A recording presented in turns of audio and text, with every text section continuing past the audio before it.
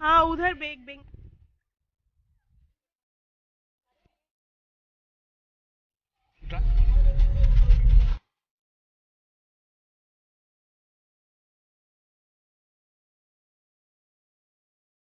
নমস্কার বন্ধুরা, সবাই কেমন আছেন? লিভ অ্যান্ড লাভ উইথ নন্দিনীর একটা নতুন ব্লগ নিয়ে আমি নন্দিনী আবার চলে এসেছি। এখন প্রায় 4:30 মতো বাজে, আর আমরা যাচ্ছি বা আমাদের বাড়ি থেকে প্রায় 13 কিলোমিটার মতো দূরে একটি পুনের বেশ বিখ্যাত লেক আছে, সেই লেকটি দেখতে। আমরা আমাদের গন্তব্যে পৌঁছে গেছি। ইতিহাসে পেশোয়া বাজিরাওয়ের কথা আমরা সবাই পড়েছি, আর এই পেশোয়া বাজিরাওয়ের দুটি স্ত্রী ছিল। একজন হচ্ছে কাশীবাই আর একজন হচ্ছে মস্তানি বাই। এই লেকটি তার দ্বিতীয় স্ত্রীর নামে। লেকটির নাম হচ্ছে মস্তানি লেক। বেশ কিছুদিন আগে একটি সিনেমা এসেছিল বাজিরাও মাস্তানি বলে, মনে আছে? ওই সিনেমাটিতে খুব ভালো করে এই কাহিনীটির বিবরণ দেওয়া ছিল। পেশোয়া বাজিরাও তার দ্বিতীয় স্ত্রীকে খুব ভালোবাসতেন।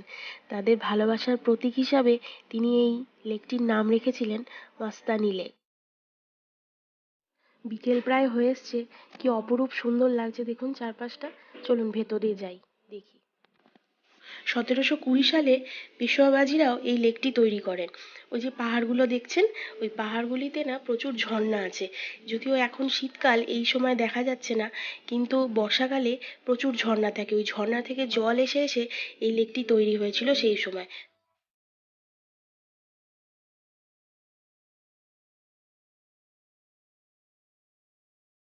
বেশ ভালো লাগছে জানেন এখানে এসে।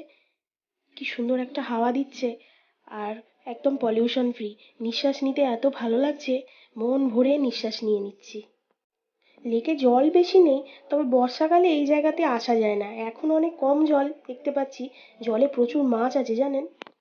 সামনে গেলে দেখা যাচ্ছে। এই যে এই সামনে সিঁড়ি দিয়ে নেমে গেছে, দেখতে পাচ্ছেন? এইখান দিয়ে না মস্তানি আসতো স্নান করতে এই লেকে।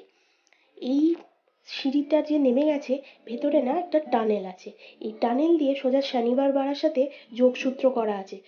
শনিবার বাড়া হচ্ছে রাজপ্রাসাদ, যেখানে পেশোয়া বাজিরাও, মস্তানি, কাশীবাই এরা থাকতো সেই সময়।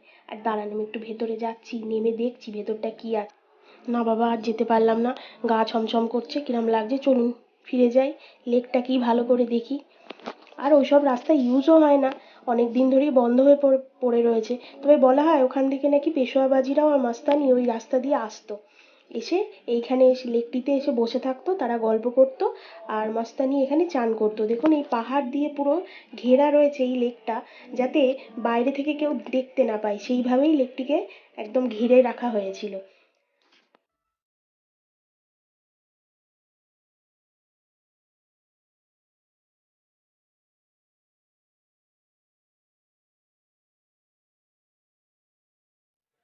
আবার এও বলা হয় মস্তানি নাকি অনেকক্ষণ ঘোড়া চড়ার পর ক্লান্ত হয়ে যেত।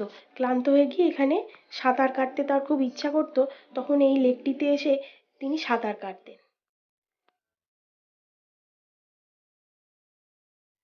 দাঁড়ান, কোনোদিনও যদি শনিবার বারাতে ঘুরতে যাই, আপনাদেরকেও নিয়ে যাব। সেই জায়গাটাও ভীষণ সুন্দর।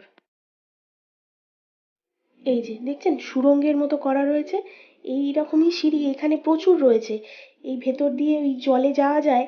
আর ওই রাস্তায় মনে হয় যোগস্থল তো কিছু রয়েছে, সেসব আর দেখা যাচ্ছে না, এখন জলে ভরে গেছে।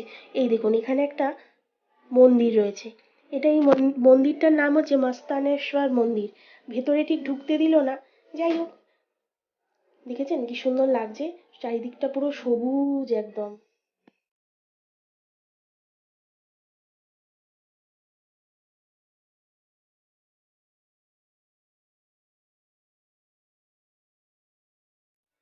সন্ধে সন্ধে হয়ে আসছে, আর বেশ শীত শীতও করছে, একটা হাওয়া দিচ্ছে।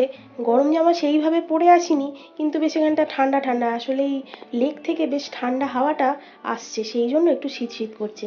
আর একে দেখুন, এ বেশ ভালো আছে, সুন্দর মজা করছে। আর এইবার এই পুকুর দেখলে, সে আমরা ছোটবেলায় মনে আছে সেই ঢিল ছোঁড়া আমাদের অভ্যাস ছিল, পুকুর দেখলেই ঢিল নিয়ে ছুটতাম, সেই বাচ্চা বয়সে যা হয়, এও দেখে সেই ঢিল ছুটছে। আর ওই দেখুন তুলছে, আর ওই যে বিকেল হয়ে গেছে, একটু মনটা চা চা করছে। এখানে একটিই দোকান আছে, দেখি এই দোকানটিতে কি পাওয়া যায়। তবে মনে হয় এখানে ঝালমুড়ি ভেলপুরি এইসবই পাওয়া যাবে। ड्राई है, पूरा ड्राई है। अपनी तरफ उनके अंदर मटकी बहुत चलती है हर चीज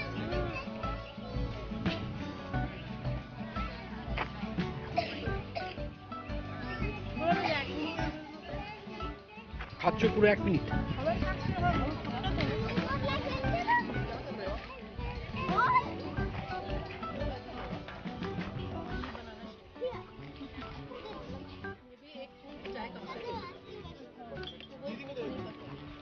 दीदी को दे दो 30 সেকেন্ড হলো। 30 সেকেন্ড। বেশ অনেকটা মুড়ি খেয়ে ফেলেছি। চলুন, সন্ধ্যা সন্ধ্যা নেমে এলো, এবার বাড়ি ফেরার পালা। ওই দেখুন পানকৌড়ি, মাছ আছে তো ওই জন্য পানকৌড়ি ঘুরে বেড়াচ্ছে। আজকে ভিডিওটা এই পর্যন্তই। যদি কিছু ভালো লেগে থাকে তাহলে অবশ্যই একটা লাইক করে দেবেন। আর আমার ভ্লগ যদি সবার প্রথমে দেখতে চান, যদি সবার আগে, তাহলে অবশ্যই চ্যানেলটিকে সাবস্ক্রাইব করে নেবেন। সবাই ভালো থাকবেন, সুস্থ থাকবেন, সাবধানে থাকবেন। দেখা হচ্ছে আরেকটি নতুন ভ্লগে অন্য কোনো দিনে।